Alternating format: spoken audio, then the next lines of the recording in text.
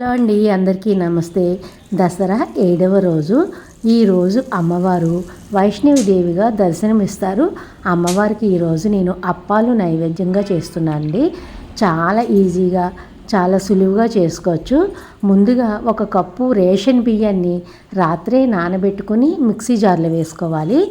అలాగే 1 table spoon గోధుమ పిండి, అలాగే ఏ కప్పుతో అయితే మనం బియ్యం తీసుకున్నామో అదే కప్పుతో బెల్లం పొడి, ఒక 2 ఇలాచీ కూడా వేసుకుని కొద్దిగా వాటర్ పోసుకొని మెత్తగా గ్రైండ్ చేసుకోవాలి.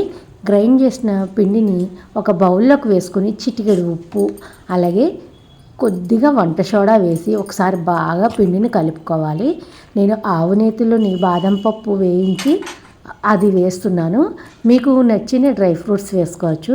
బాగా కలిపిన తర్వాత మూకుట్లోని ఆయిల్ వేసుకుని ఆయిల్ కాగిన తర్వాత మీడియం ఫ్లేమ్ మాత్రమే పెట్టుకోవాలి.